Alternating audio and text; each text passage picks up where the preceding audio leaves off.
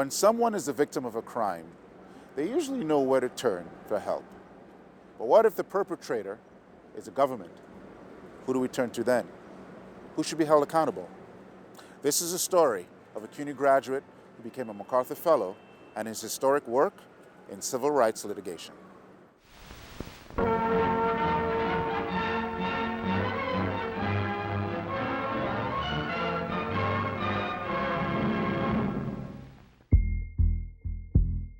In 1970, there was a break-in at the FBI office in Media, Pennsylvania, which is a suburb of Philadelphia. And the activists who did it were able to get their hands on thousands of files reflecting illegal surveillance and criminal acts by FBI agents against black activists and other activists, anti-war people, and so on. And Hoover was so concerned that he sent about 100 agents into an area in Philadelphia where he thought these people might live and work. And they started to harass people there who they thought might be involved, talking to their employers, doing searches of their houses, a number of illegal steps. And so we filed a suit. Hello, my name is David Rudovsky.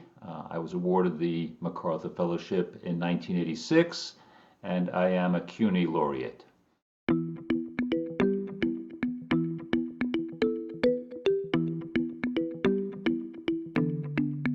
The break-in in Media, Pennsylvania, had exposed widespread abuse on the part of the FBI, including COINTELPRO, the notorious counterintelligence program that harassed anti-war and civil rights leaders such as Martin Luther King Jr.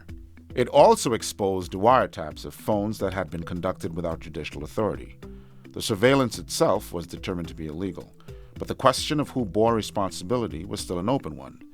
It was a question that David Rudovsky was determined to answer in the Supreme Court case, he argued, Mitchell v. Forsyth.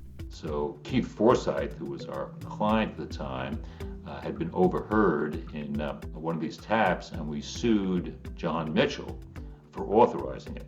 And that's a case that eventually went to the Supreme Court in the 1970s that I argued. And the defense was, from the Attorney General, that he was immune from suit. You couldn't sue him. He was acting on behalf of the president, and he should be immune. Even if he did something wrong, he should be immune from suit. They rejected his claim of absolute immunity, which was good, so there was a partial victory for us. But they did say he was entitled to what's now called qualified immunity. Qualified immunity meant that the Attorney General could not be held liable for the wiretaps, since their legality had not been clearly defined before his actions. But a rejection of absolute immunity meant that government officials would now be liable for any warrantless domestic surveillance in the future. It was a textbook example of how reform and accountability are often an incremental process, small, hard-won victories over the letter of the law that can compound to make lasting change. David Rudovsky was born in 1943 and grew up in the largely middle-class Jewish community of Jamaica, Queens, where his childhood passions were the Brooklyn Dodgers and politics. I was interested in politics largely because my parents had been deeply involved in politics. They actually met in the late 1920s, early 1930s, literally in the Communist Party in the United States, when many people were members at that period of time. So the politics changed over the years, but a lot of debates in the House, a lot of discussions of politics growing up. Those debates translated into an interest in history and political science, and after graduating from high school, David chose to attend Queens College, which had just begun to offer a new major in American Studies. It was the beginning of the civil rights movement in America, and the country's campuses were no exception. David got involved in some student activism on campus, but it was a course on constitutional law that turned his attention to the potential of litigation to enact social change. In 1964, David graduated from Queens College and decided to enter law school at NYU, which had just started a new civil liberties program. That first summer in law school, David took on a life-changing internship. I was lucky enough in the summer of 1965 to get a stipend to work with a lawyer named C.B. King in Albany, Georgia. He was a legend. C.B. King was the only black lawyer in all of Southwest Georgia, represented SNCC workers, other civil rights workers, Representative Martin Luther King when he was trying to organize in Albany. I was there with 6 or 7 other law students. And what I saw there that summer, both politically, the Klan was still in charge in much of Southwest Georgia, a lot of hostility in that community. And we all saw a lot that opened our eyes. You know, we had read about that, we'd seen it on TV, but to be there day to day and to feel that kind of pressure was a different thing. And also saw that there was some potential. You could actually litigate civil rights cases, right? And maybe get some progress. And so working with him just convinced me that if I'm going to be a lawyer, that's the kind of work that I wanted to do.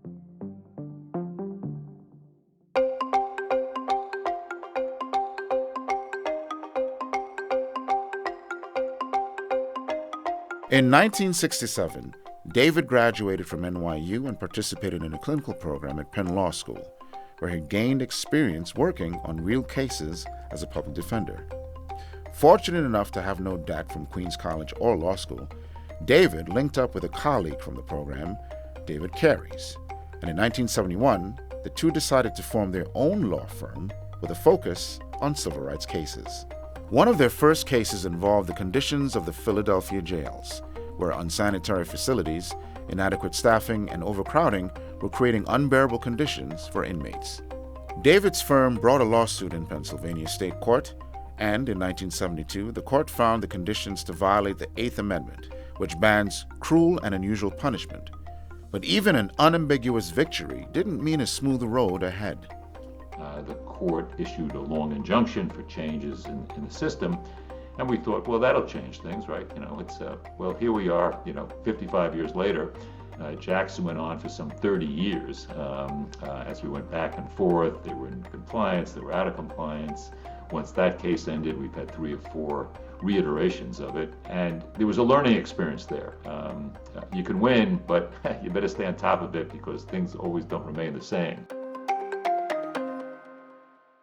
In 1986, after 15 years of litigation aimed at holding officials and government agencies accountable for civil rights violations performed under their watch, David Rudovsky was awarded the MacArthur Fellowship.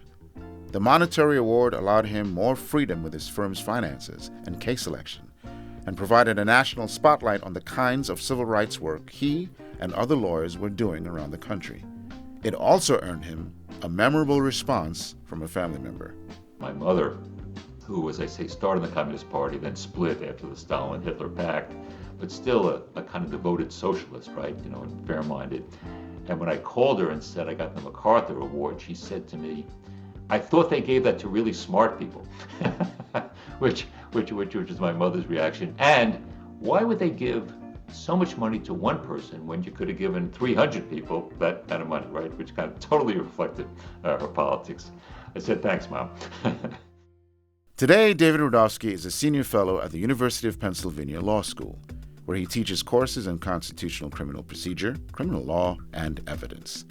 He also continues to work at his law firm in Philadelphia, which has now been practicing civil rights law and criminal defense for over 50 years. Throughout it all, David sees a common theme to his work: holding the right people accountable. Most Americans think if your rights are violated, you must have a remedy, right? Well, not true. We can see with immunities and everything else, one doesn't follow the other. And in my view is unless the institution, whether it's a police department, a prison, whatever institution you're talking about, accepts what you're trying to argue as the right process, these best practices, all the outside work of a court, even criminal prosecutions of police, is not going to change things very much. And so the key is the accountability of the decision makers.